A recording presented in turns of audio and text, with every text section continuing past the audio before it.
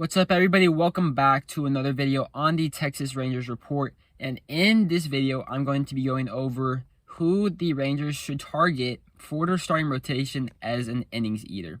But before we get into the video, make sure to check out the Discord. That link will be in the description down below. But getting into this, why I consider an innings eater is just somebody who won't really hurt you in the rotation.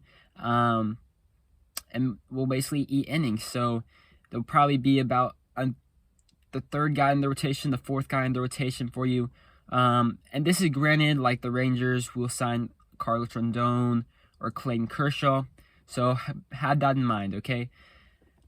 So with that being said, I'm thinking the rotation could be like this. So Kershaw, John Gray, your innings eater number 3, Dane Dunning, and then the 5th spot could really be whoever you want. It could be Spencer Howard, Glenn Otto, AJ Alexy, Taylor Hearn. You know where I'm going with that.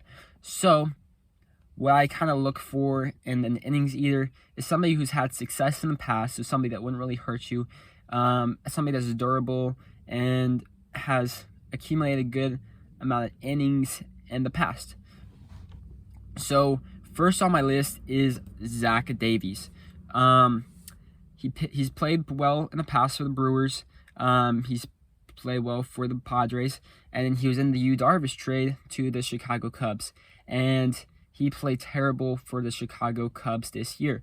And one reason could be he's played in really small markets in the past where nobody really expected much of him, and then he goes over to a really big market in Chicago, and people are expecting a lot out of him.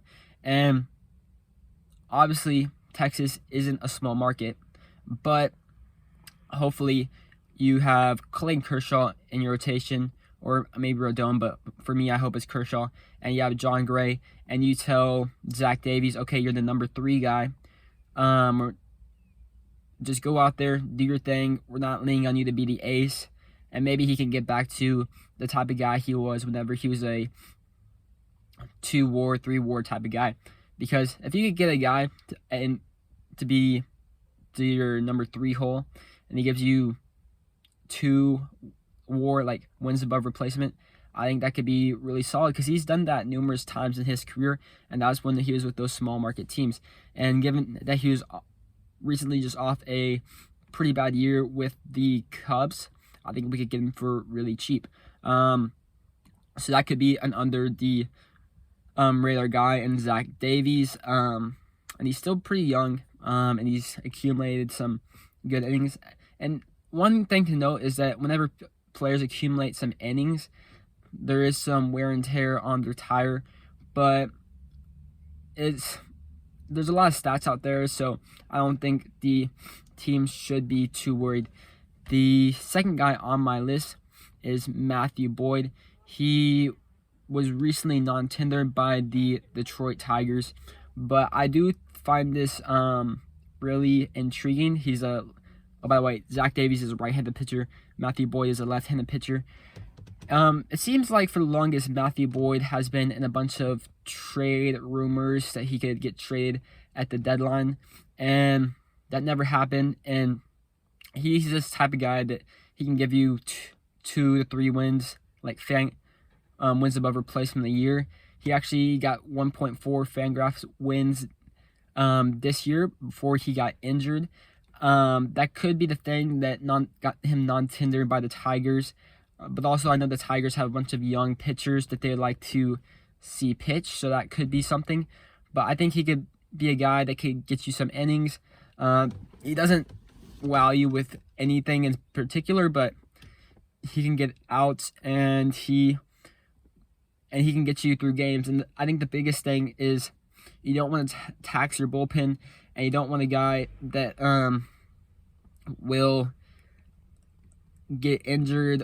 Well, obviously he's been injured, but you don't want a guy that you can't really rely on to where you have to call up the prospects super soon. So I think he could be reliable if healthy. And he's just a guy that pitches well when healthy.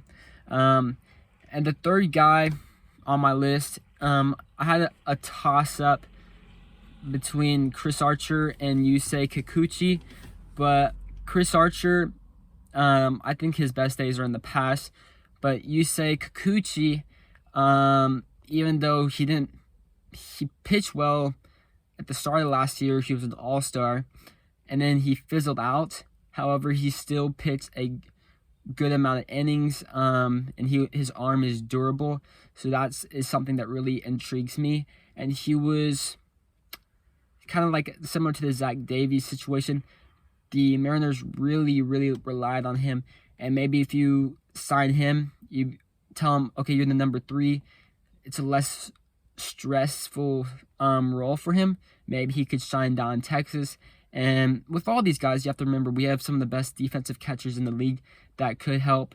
We have a really solid defense, a Gold Glove, and with Marcus Semien, and if you have IKF at third, another Gold Glover. That's how Kyle Gibson really shined in Texas. So maybe some of these guys can benefit on those factors. But you have to remember, these guys, they'll be your number 3. So I think it gets you 2 wins above replacement a year. That's pretty good. And then if they could even drop as low as your number 4. That could be if Dane Dunning jumps ahead of them in the rotation. So you can't really expect too much. There's not every day you're going to sign somebody to a really cheap deal and they're going to be like a Carlos Rodon. Remember, he was non-tender last year by the White Sox. The White Sox re-signed him. That doesn't happen every single day. But I think the one I like the most is Zach Davies, because he's had a longer success record, and the injury history isn't really there with him, and he has a good track record of pitching 3 games. And the second one with, I think, the highest upside is Matt Boyd. I kind of put it in the order that I like it. So Matt Boyd for me is the second. The thing that worries me is his injury. But I think he has upside. And then Yusei Kikuchi is third for me. I like his durable arm, but the thing that is a downside is I think he's just I think he's kind of like not Kim, Han-Jun Yang from last year with the Rangers.